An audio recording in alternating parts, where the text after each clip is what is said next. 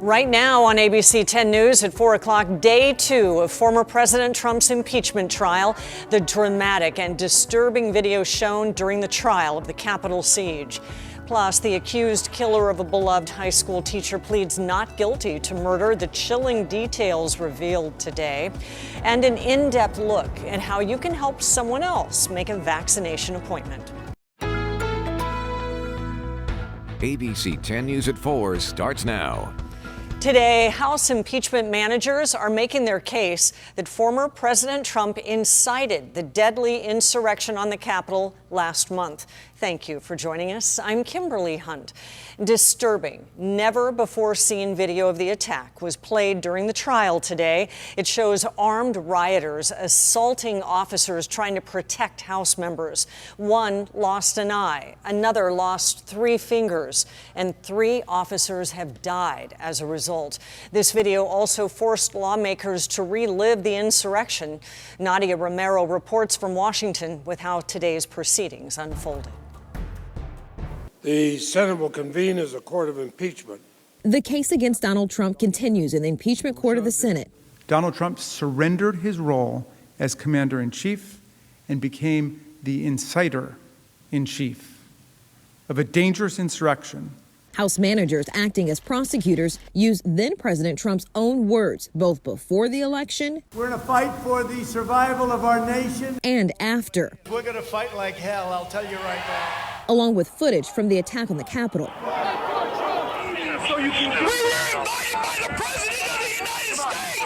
As evidence, Trump committed an impeachable offense, inciting an insurrection. He told them to fight like hell, and they brought us hell on that day.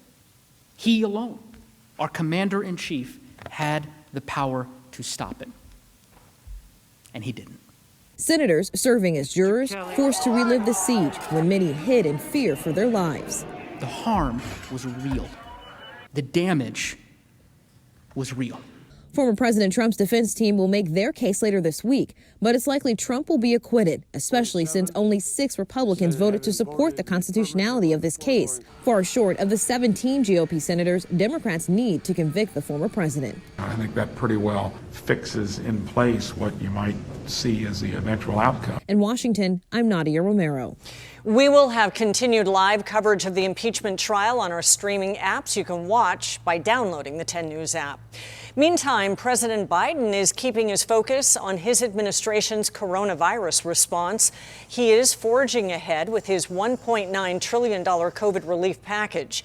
He supports the Democrats' bill, which would give $1,400 checks to Americans making more than $75,000 a year.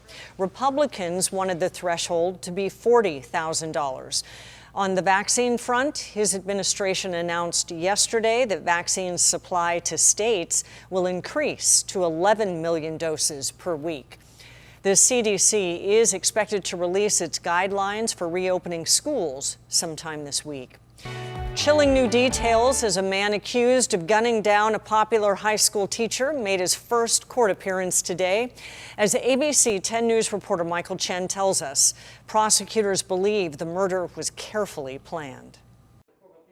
Positioned behind a courtroom speaker, Jesse Alvarez nodded his head, confirming his plea of not guilty in the murder of Mario Fierro, his ex-girlfriend's fiancé. Fierro, a high school football coach and teacher at Cathedral Catholic High, was shot and killed outside his North Park home on the morning of February 1st. His fiancée, described by prosecutors as Ms. Doe, filed a restraining order against Alvarez in late 2019, accusing him of stalking and suicidal threats. The court dismissed the case. She moved residences, changed her phone number, deleted all social media accounts to avoid contact by him. Prosecutors say in the weeks before the murder, Alvarez painted 2 semi-automatic firearms white and was caught trying to get onto the high school campus, where Ms. Doe also worked. Prosecutors say on the day of the shooting, Alvarez, dressed in all black, drove his brother's car and waited outside Fierro's home for an hour. He then approached Mr. Fierro and shot him multiple times, executing him.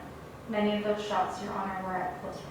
Prosecutors argued Alvarez is a danger to Ms. Doe and should be denied bail. Alvarez's lawyers Mr. Alvarez is a 30-year-old man with no criminal history. called him a religious man dedicated to helping people. The judge sided with prosecutors and denied him bail. Michael Chen, ABC 10 News.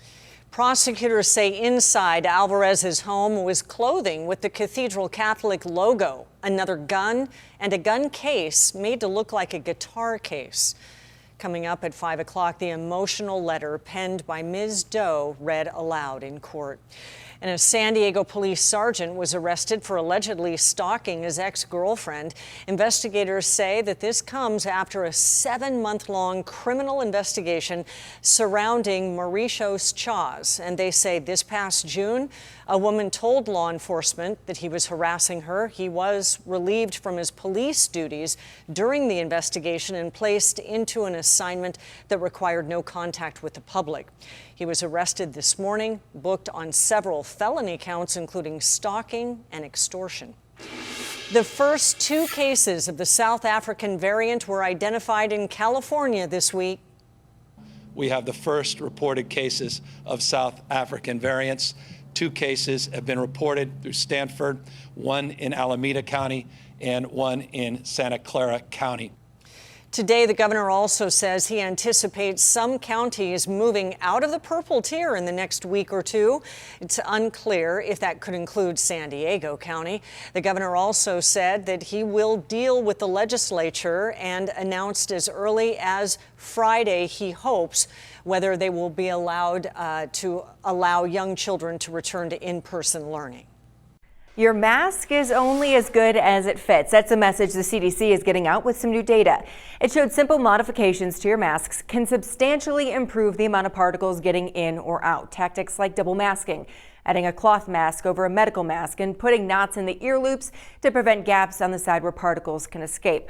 Of those 3 you see pictured there, the double mask protected the best.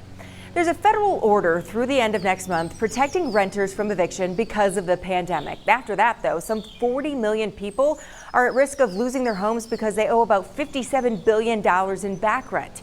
That's according to think tanks and economic research firms. All across the country, people are being evicted, even with the moratorium. But it puts a lot of burden on the individual renter. You have to fill out forms. You have to prove that the reason you can't pay your rent is directly related to the pandemic. The Robert Wood Johnson Foundation, along with other advocate groups, are trying to educate people about how to stay in their homes. One form you need to have if you're facing eviction is the tenant declaration form provided by the CDC. Fill it out, give it to your landlord or property manager, but this only prevents eviction based on non-payment. There are other ways that people are losing their homes, like through not having their lease renewed. Dr. Richard Besser argues Congress needs to look at a new approach to housing rather than another short-term fix.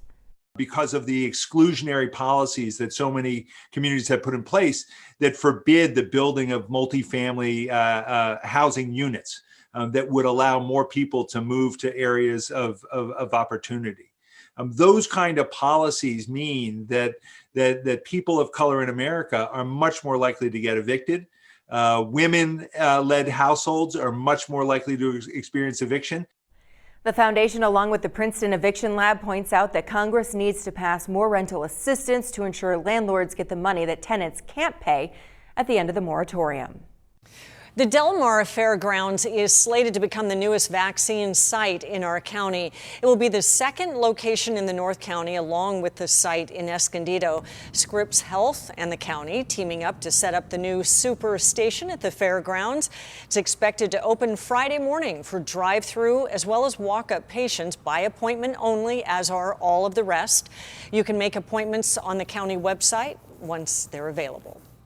Our ABC 10 News in-depth team is committed to tracking down answers to our vaccine questions and then sharing your stories.